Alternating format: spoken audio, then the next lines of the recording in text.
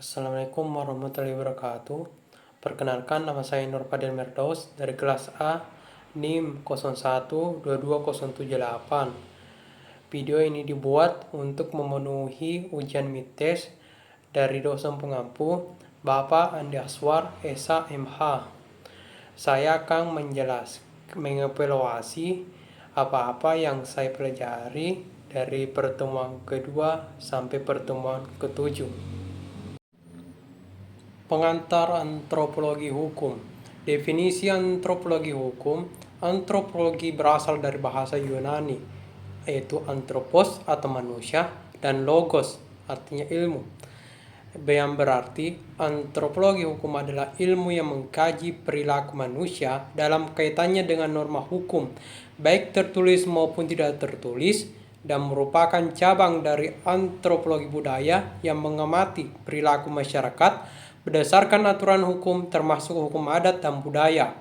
Tidak bersifat etnosentris atau tidak fokus pada budaya tertentu, dan tujuannya mengkaji hubungan antara aspek hukum, budaya, dan organisasi sosial. Definisi menurut ahli Hilman Hadikusuma mengatakan antropologi mempelajari manusia dari segi biologi dan budaya, yang berarti hukum dilihat sebagai aspek kebudayaan untuk mengatur perilaku sosial. Sedangkan William Nixon, antropologi hukum meneliti tatanan dalam masyarakat, yang berarti hukum dipandang sebagai bagian dari budaya yang memenuhi kebutuhan sosial. Objek kajian antropologi hukum adalah masyarakat tertinggal dan masih mempertahankan kebudayaan dan tradisi. Fungsi dan tujuan antropologi hukum membahas perbedaan antara hukum teoritis dan hukum dalam praktik sebagai disiplin ilmu di dua tingkat, maupun tingkat logis filosofis, pemahaman teori hukum dan negara, tingkat praktis penerapan langsung pengetahuan hukum dalam praktik. Kita masuk kepada bagian-bagian ilmu antropologi. Antropologi ada dua macam, yaitu antropologi fisik dan antropologi budaya.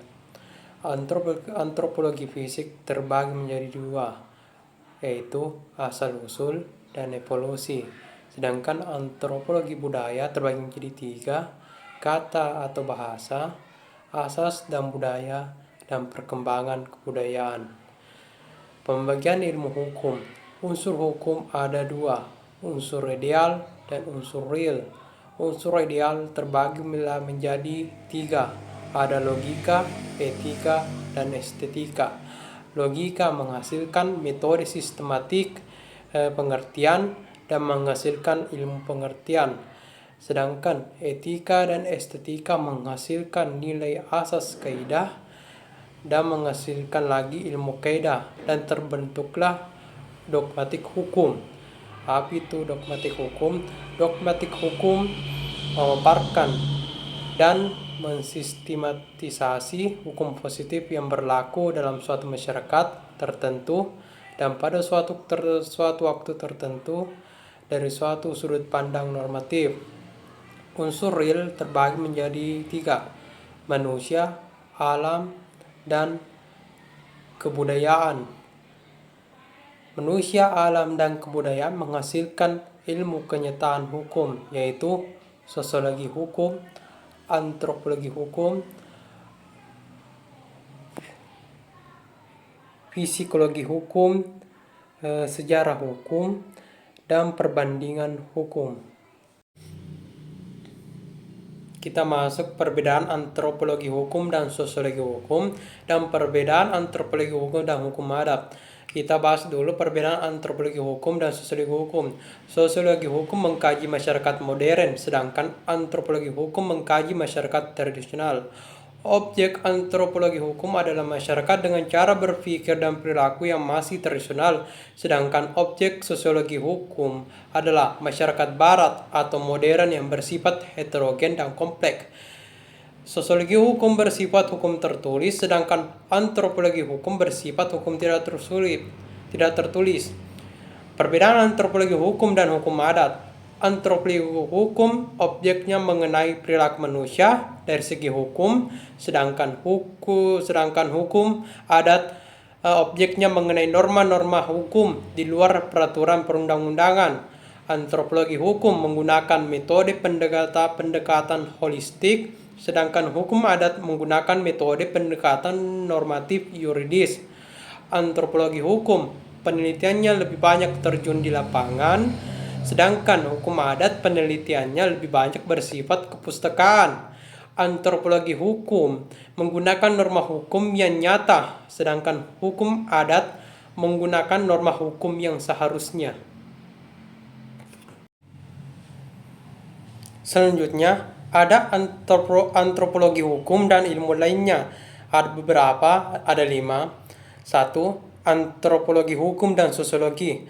Sosiologi mempelajari proses sosial, hubungan antar individu dan lembaga lain halnya. Antropologi hukum yang berfokus pada perilaku hukum dalam masyarakat tradisional, walaupun kini keduanya saling bertemu di lapangan karena globalisasi dan perubahan masyarakat. Kedua, antropologi hukum dan hukum adat. Hukum adat membahas norma hukum lokal yang tidak tertulis. Beda halnya dengan antropologi hukum, membahas lebih luas mengenai perilaku nyata masyarakat terhadap hukum dan tidak hanya normanya.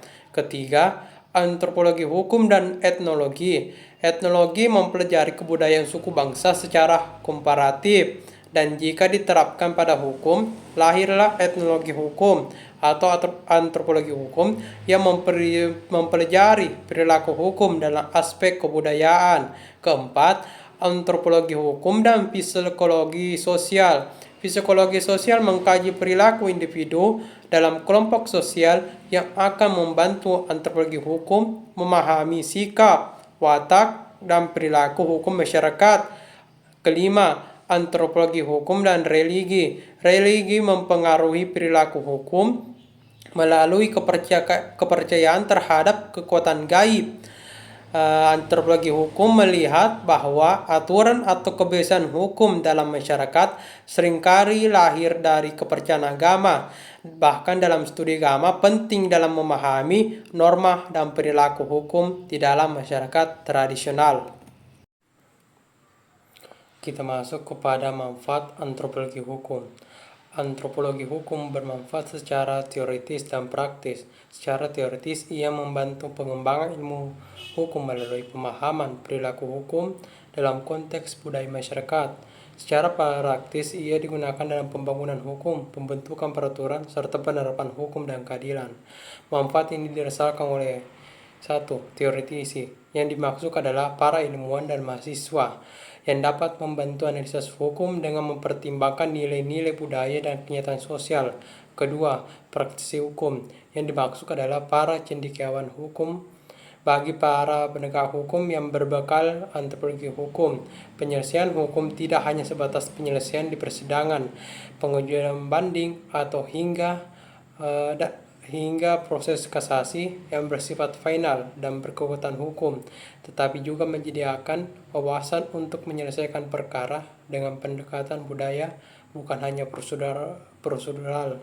Ketiga, praktisi politik. Praktisi politik yang dimaksud ialah para aktivis politik. Manfaat antropologi hukum bagi para praktisi ialah sebagai tolak ukur sejauh mana praktisi itu berperilaku politik dan berperilaku hukum, dan juga membantu menyusun kebijakan hukum yang sesuai dengan nilai masyarakat. Keempat, pergaulan masyarakat. Antropologi hukum membantu menjembatani perbedaan ini dengan memberikan pemahaman tentang latar belakang budaya, adat istiadat, sistem hukum adat, serta cara berperilaku suatu kelompok masyarakat. Dengan memahami perbedaan tersebut, kita bisa berperilaku lebih bijak, toleran, dan menghargai cara hidup orang lain. Kita masuk kepada pengertian budaya hukum. Budaya hukum adalah tanggapan umum yang sama dari masyarakat terhadap gejala-gejala hukum, merupakan kesatuan pandangan terhadap nilai dan perilaku hukum, mencerminkan pola orientasi masyarakat terhadap hukum, dan berkaitan erat dengan sistem sosial, nilai budaya, dan struktur masyarakat. Adapun tipe budaya hukum terbagi menjadi 3, budaya parokial, budaya subjek, budaya partisipan. Ciri-ciri budaya parokial adalah cara berpikir masyarakatnya masih terbatas, ketergantungan warga terhadap pemimpinnya teramat besar. Segala aturan yang dikeluarkan oleh pemimpin dianggap benar dan tidak ada yang berani menentangnya. Kedua, ciri-ciri budaya subjek, cara berpikir masyarakatnya sedikit berkembang, belum ada keinginan untuk terlibat dalam hukum, pasrah terhadap kebijakan yang dikeluarkan pemerintah, dan taat kepada kebijakan tersebut, walaupun kenyataannya tidak ikhlas. Ketiga, ciri-ciri budaya partisipan, cara berpikir dan perilaku masyarakat mulai berbeda-beda, sudah merasa mempunyai kedudukan dan kewajiban yang sama dalam hukum dan pemerintahan, mulai menerima atau menolak terhadap kebijakan yang didasari atas kesadaran hukum sebagai warga yang baik.